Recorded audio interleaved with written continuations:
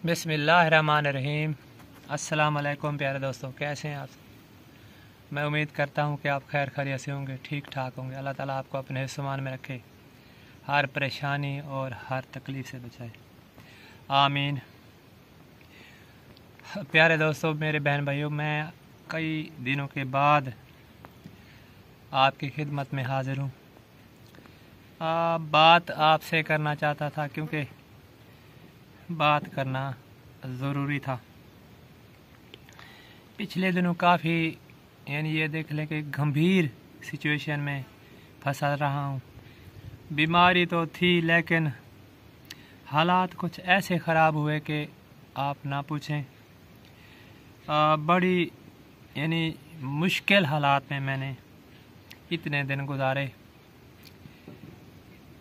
हर हफ्ते में कम से कम 6 से 7 टेस्ट मुझे कराने पड़ते, कभी इको, कभी कुछ कभी कुछ। इको और एंजियोग्राफी फिर करानी पड़ी, ब्लड टेस्ट। ये इको और ब्लड टेस्ट तो हर तीसरे दिन कराने पड़ते थे। फिर मुझे एंजियोग्राफी करानी पड़ी। एंजियोग्राफी में मैं खुश था कि चलो कुछ ना कुछ मेरा जो कार्ड है वो चल जाएगा, यानी जो सेहत कार्ड होता है।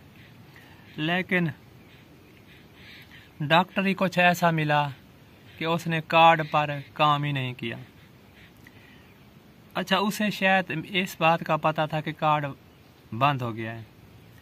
चलो, उसने जैसे तैसे एंजियोग्राफी कर दी। फिर रिज़ल्ट बताया कि आपका एक वाल जो है अबॉर्शन कर रहा है और वो रिप्लेस होगा।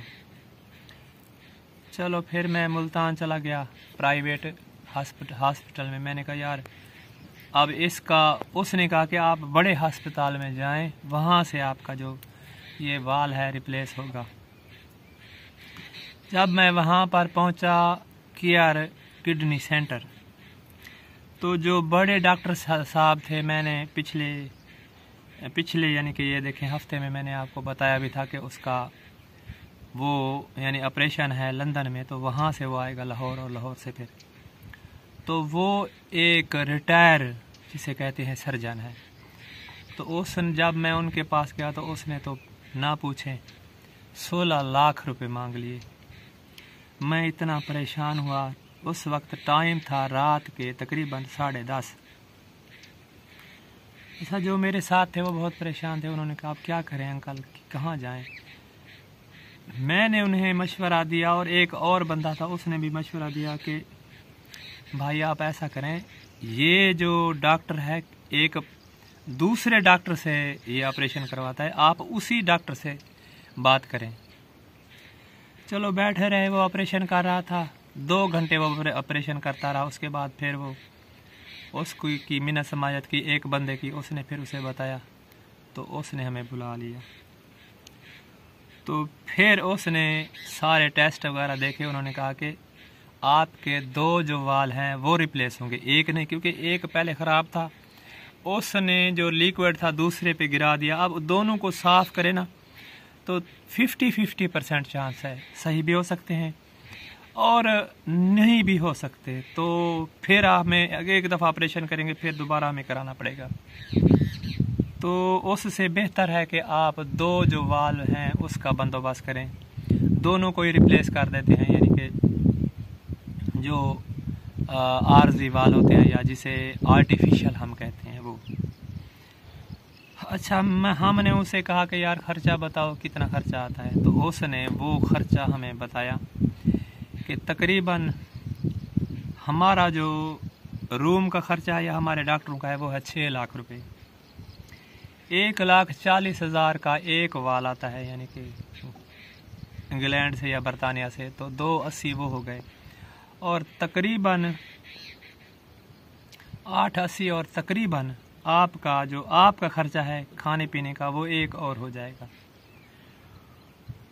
तो तकरीबन 9,80,000 रुपये बन गए। तो मैं तो काफ़ी परेशान हुआ कि अब क्या करूं, इसका हल कैसे निकालूं। फिर वापस आ गए। अब इधर से उधर से क्या करें कि कोई पता करना, भाई कहीं से मिल जाए या कोई लोन वगैरह मिल जाए। तो प्यारे बहन भाइयों, आपसे बात करने का मकसद यही है कि इस सिचुएशन को कैसे हल करें।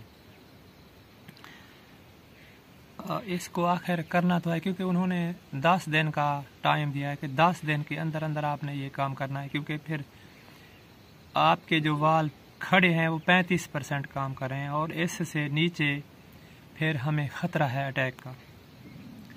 तो ये सिचुएशन सामने आ गई है। अब परेशान इसलिए हूँ, आपसे मशवरा इसलिए कर रहा हूँ कि अब क्या करूँ, 10 लाख रुपए कहाँ से इकट्ठे करूँ। तो ये सिचुएशन थी। मैंने कहा चलो अपने बहन भाइयों से बात करता हूँ कि मैंने कभी बात नहीं की आज तक इस चैनल में या किसी में भी मैंने ऐसा जिक्र बिल्कुल भी नहीं किया। तो इस सिचुएशन का हल कैसे निकालें, आप लोगों ने हमें ज़रूर बताना है और इसका हल किसी न किसी तरह ज़रूर निकालना है, क्योंकि बच्चे हैं फिर और ये काम मुझे कराना ज़रूरी है। तो इस सिचुएशन से अगर निकालना है तो फिर आपके सपोर्ट की ज़रूरत होगी।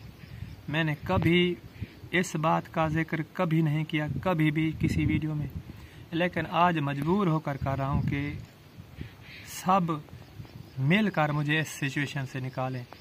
इस चीज़ को आपने दूसरा रंग भी नहीं देना, क्योंकि मैं मजबूर हूँ और किसी मजबूर के ऊपर बात करना, या ठीक है जो मेरे शायद मुझ पर कोई बात करें भी तो मैं सिर्फ उनके लिए यही कहूँगा कि अल्लाह ताला उनको खुश रखे। तो प्यारे दोस्तों, ये सिचुएशन थी, आपने दुआ भी करनी है। मैं आज तक ज़िंदा हूँ या जैसे भी हूँ तो आपकी दुआओं की वजह से यहाँ तक पहुँचा हूँ। तो इंशाअल्लाह कोशिश कर रहा हूँ कि कहीं से कुछ ना कुछ बंदोबस्त हो जाए। तो ये सब सिचुएशन आपसे शेयर करना चाहता था। आपने इस बारे में ज़रूर सोचना है और दुआ भी करनी है। तो अल्लाह ताला आपको खुश रखे। अस्सलाम वालेकुम।